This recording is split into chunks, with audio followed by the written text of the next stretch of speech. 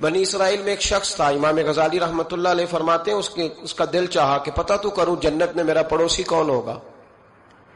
تو اس کو خواب میں بتایا گیا کہ فلاں بن فلاں تیرا جنت میں پڑوسی ہے. اب یہ بڑا عابد تھا، زاہد تھا، عبادت گزار تھا، پرہیزگار تھا، بڑا نیک تھا، بڑا پرہیزگار. یہ سفر کر کے اس کے پاس گیا، اس کو جا کے کہنے لگا میں تیرا مہمان نہ بن جاؤں، 2-3 دن کا بن جاؤ. کہتے میں 3 دن اس کے ساتھ رہا، میں اس سے زیادہ نوافل پڑھتا تھا، زیادہ صدقات و خیرات کرتا تھا، زیادہ عبادات کرتا تھا، وہ تو میرے مقابلے میں کچھ بھی نہیں. 3 دن کے بعد میں آنے لگا تو میں نے اس کو کہا یار میں ایک مقصد کے لیے آیا تھا تیرے پاس. اس نے کہا بتائیے. میں نے کہا کہ میرا آنے کا مقصد یہ تھا کہ میں دیکھوں تو کون سی ایسی عبادت کرتا ہے کہ جنت میں تو میرا پڑوسی بنے گا. لیکن تیری عبادات ریاضت میں تکبر نہیں کرتا، لیکن میں نے کوئی خاص چیز دیکھی نہیں، کوئی خاص بات ہے تو مجھے بتا دے. تو بندہ کہنے لگا کوئی خاص بات نہیں، ہاں ایک چھوٹی سی عادت ہے میرے اندر، چھوٹی سی عادت. بڑے لوگ کبھی بھی اپنی باتوں کو بڑا نہیں سمجھتے. کہ ایک چھوٹی سی عادت ہے. کہ وہ کون سی؟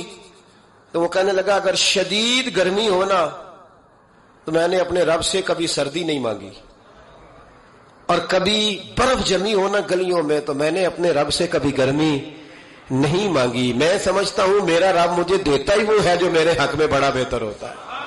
یہ ایک میری چھوٹی سی عادت ہے کہ کڑاکے کی دھوپ میں نے کبھی مالک سے سائے کا سوال نہیں کیا، اور اگر تیز بارش ہو رہی ہو تو میں نے کبھی یہ نہیں کہا کہ بارش نہیں ہونی چاہیے تھی، کیا بنے گا فلاں چیز کا. میں سمجھتا ہوں جو بہتر تھا اللہ نے وہی دے دیا ہے تو میں مطمئن رہتا ہوں.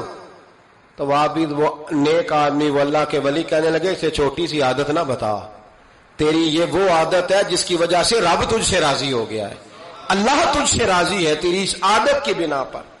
جب ہمارے مزاج میں یہ چیزیں آ جائیں گی نا کہ جو میرے حق میں بہتر تھا مالک نے مجھے وہ دے دیا ہے، پھر ہم ہر جگہ بیٹھنے کی تمنا نہیں کریں گے، پھر سامنے والے سے ہم حسد نہیں کریں گے، پھر ہم یہ نہیں چاہیں گے کہ اللہ کرے وہ مر جائے اور اس کی ہر چیز مجھے مل جائے. پھر ہمارا مزاج، پھر ہماری طبیعت یہ نہیں رہے. اللہ کی رضا پہ راضی رہیں، مالک کے فیصلوں میں اپنے دل میں کوئی بوجھ محسوس نہ کریں.